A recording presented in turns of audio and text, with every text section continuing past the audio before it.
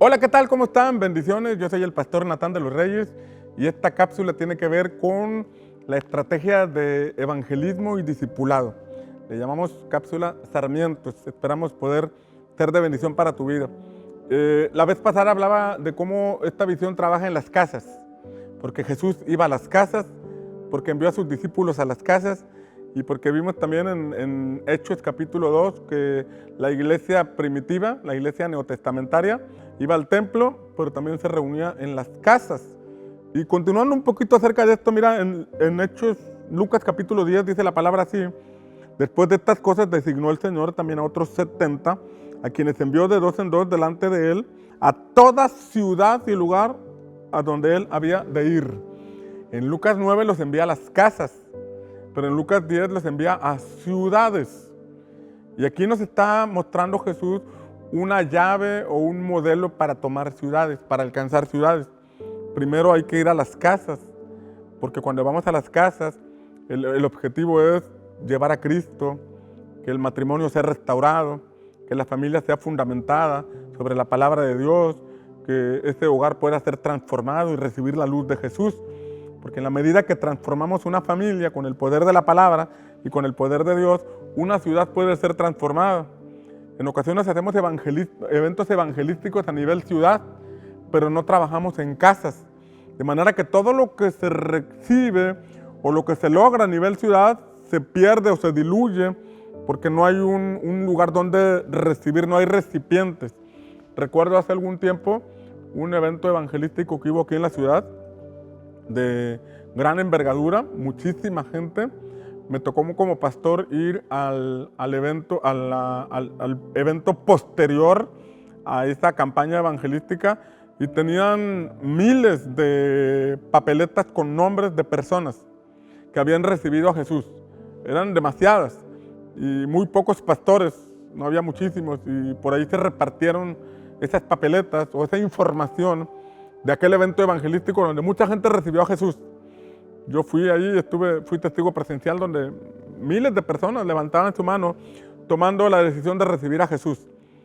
Entonces se repartieron esa información en los pastores que asistimos. Tiempo después se hizo un evento con la misma persona, con el mismo predicador, y bueno, ya no hubo tantos ujieres ni servidores como la primera vez. Y entonces la pregunta es, ¿dónde están todos aquellos que recibieron a Jesús en el evento pasado, desde hace 8 años, y ahora deberían ser los primeros en estar sirviendo? Entonces comprendimos que aunque se haga un esfuerzo evangelístico que es importante y que es necesario, todo se puede perder si no tenemos una estructura de trabajo para poder recoger la cosecha. Si no hay una estructura de trabajo. Por eso Jesús primero en Lucas 9 envió a las casas y después Lucas 10 a las ciudades. Envió a las casas a sus 12 discípulos. Pero en Lucas 10 aparecen 72. Quiere decir que no solamente ya había 12 comprometidos, sino que el número había crecido.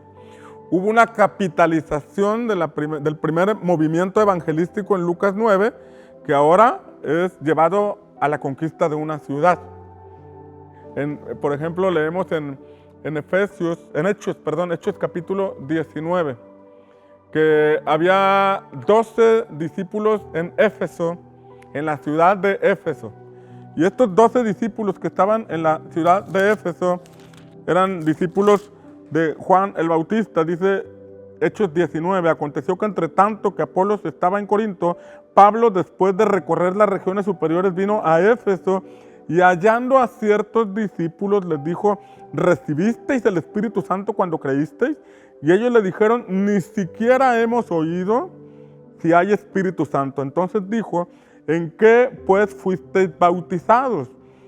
Ellos dijeron, en el bautismo de Juan.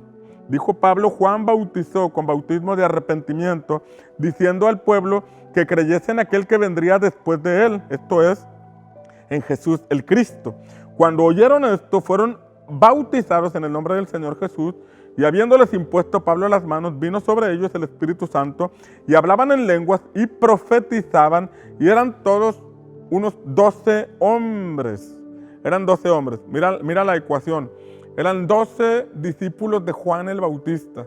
Juan el Bautista predicaba el bautismo de arrepentimiento.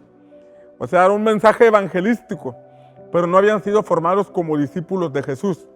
Se habían convertido de sus pecados, pero no habían sido formados como discípulos de Jesús y ni siquiera tenían el Espíritu Santo. No sabían del Espíritu Santo.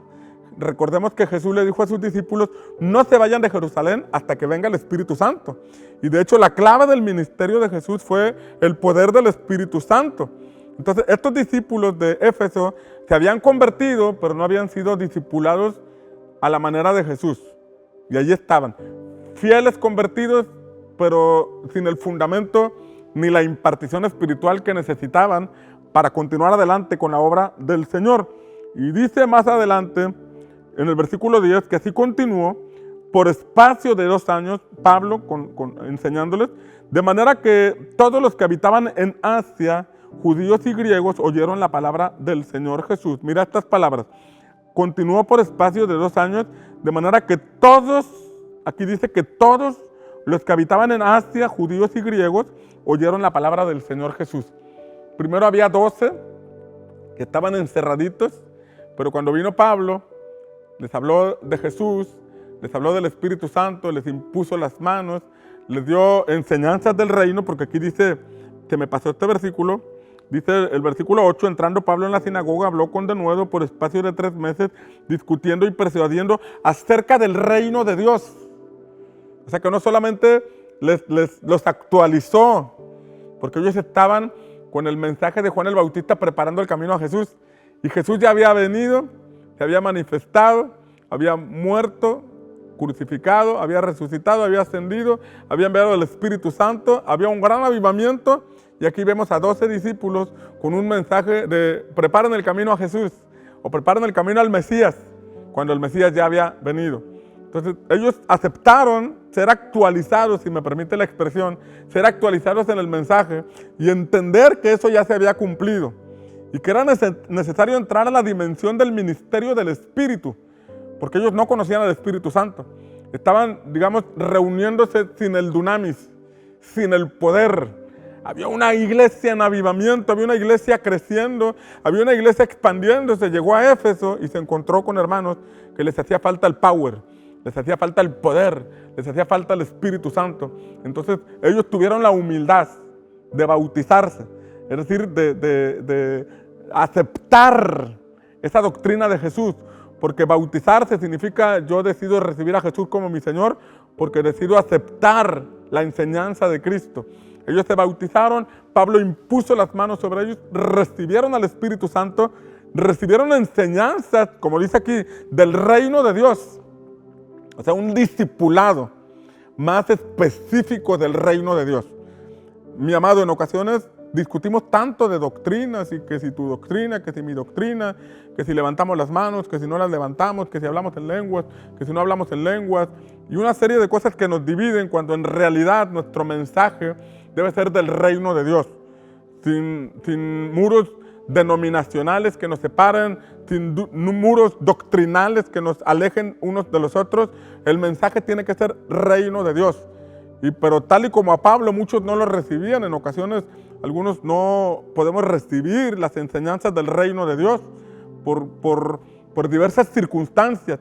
Pero este pasaje nos enseña que cuando ellos recibieron al Espíritu Santo y recibieron el discipulado del reino de Dios, todo Asia, así lo dice, todo Asia, así lo expresa, judíos y griegos de ese tiempo oyeron la palabra del Señor. Qué impresionante, ¿no? Tal y como Jesús empezó con 12 discípulos, pero luego los envió a las ciudades. Aquí vemos la misma ecuación. Pablo empieza en Éfeso con 12 discípulos y después van a todo Asia para hablarles de Jesús. Todo Asia de ese tiempo, sin redes sociales, sin imprenta para publicar folletos, pero con el poder del Espíritu Santo y con 12 discípulos bien entendidos en el reino de Dios, se logró esto. Hace algunos años Dios me permitió ir a Colombia, en el 2002 y en el 2004 me permitió ir a Colombia a visitar una iglesia que trabaja en el modelo celular, el modelo de grupos en casa, la Misión Carismática Internacional con el pastor César Castellanos. y cuando llegué ahí yo quedé asombrado, asombrado. Era el Coliseo del Campín, allá en Bogotá, abarrotado de gente. Gente de Europa, gente de Asia, gente de Estados Unidos, de muchos países ahí representados, viendo lo que estaba ocurriendo en ese lugar. Y toda una semana estuvimos ahí escuchando, recibiendo, siendo renovados. Yo tenía 2 años de haber iniciado el ministerio y algo impresionante, lo impresionante que vi ahí me impactó. Tener una congregación, yo nosotros al frente, cuidando una congregación de 8 o 10 personas, e ir a un lugar donde había más de 20,000 personas. Y eso no fue todo. En la clausura del evento, que fue el domingo, el Estadio El Campín, habíamos estado en el Coliseo al lado, pero el Estadio El Campín, un lugar para 77,000 personas, estaba abarrotado, lleno. Y en el campo de fútbol, en el campo de juego, había unos 3,000 jóvenes, 5,000 jóvenes haciendo coreografías, haciendo las banderas, formando las banderas de las diversas naciones. Fue algo impresionante. Me tocó estar en la parte de arriba del estadio y pude ver hacia la parte de afuera. Y en la parte de afuera, un mundo de gente que no pudo entrar al estadio. Esto me voló la tapa de los sesos. Esto me rompió paradigmas y conceptos que ya tenía por mi conocimiento de lo que era una congregación. Y recuerdo que llevaba una cámara y hacía tomas a lo largo, a lo lejos, y en el tiempo de adoración yo veía que la gente estaba adorando y grababa esas cosas para traer un testimonio de que no se diluye ni se pierde la espiritualidad cuando la iglesia es grande. Digo, porque a veces hay quien tiene el concepto de que poquitos pero de calidad. No, ahí había 77,000 personas y en el tiempo de adoración estaban adorando. Y en el tiempo de alabanza estaban alabando. Impresionante. Y eso que viví ahí, cuando regresé, fíjate bien, hubo una impartición, yo creo, en lo que la Escritura enseña, cuando Pedro dice, no tengo plata ni oro, pero lo que tengo te doy. Lo que tengo te doy, le impartió. O como Pablo le dijo a Timoteo, el fuego del don de Dios que está en ti por la imposición de mis manos. Lo recibiste por la imposición. Entonces yo recuerdo que cuando regresé de ese viaje, así algo me ocurrió en el espíritu. Algo me ocurrió en la mente que se me renovó, que empezamos a tener un crecimiento, de manera que de 8 o 10 personas empezamos a tener 25 personas, llenamos el saloncito, nos salimos al patio y aquello empezó a crecer. Obviamente es la obra del Espíritu, el crecimiento lo da Dios, efectivamente, pero es bien importante ver lo que Dios está haciendo, porque cuando vemos lo que Dios está haciendo, nuestra fe se alimenta y entonces podemos creer que lo que Dios está haciendo en otro lugar, lo puede hacer también con nosotros, lo puede hacer también en nuestro contexto, y eso fue lo que nos pasó.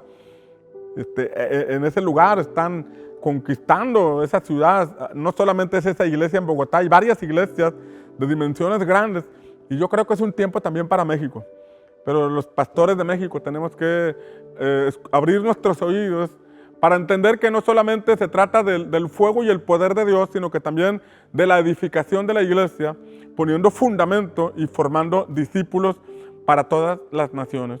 Son 2 cosas muy importantes. El fuego en el altar no se tiene que apagar, pero la palabra, la edificación de la iglesia, el poner fundamentos es sumamente importante. Por eso quiero aprovechar este espacio para invitarte los días 9 y 10 de abril, si tú eres pastor, esta invitación es para ti. 9 y 10 de abril del 2026 tenemos nuestra capacitación. La capacitación que hacemos cada 6 meses relacionado a la estrategia de evangelismo y a la estrategia de discipulado. Cómo hacemos grupos en casa, cómo estamos trabajando en los discipulados en casa, qué compartimos en los discipulados en casa, cuál es la estrategia que estamos desarrollando. Todo es gratuito. El propósito es edificar el cuerpo de Cristo. Si tú eres pastor, serás bienvenido, será un honor poder recibirte, poder servirte, poder conocerte. En esta publicación aparecen mayores datos, mayores informes, el WhatsApp a donde te puedes comunicar para que podamos hacerte llegar toda la información. Será un honor recibirte. Por cierto, después de la capacitación es jueves a partir de las 5 de la tarde, continúa el viernes por la mañana, Pero el viernes por la tarde hasta el domingo en la mañana tenemos nuestro congreso Dunamis. Empezamos poniendo fundamento escritural, pero luego con el Dunamis vamos por la impartición del Espíritu Santo sobre nuestra vida. Bien, espero poder verte, poder recibir noticias tuyas. Será un honor servirte. Que Dios te bendiga.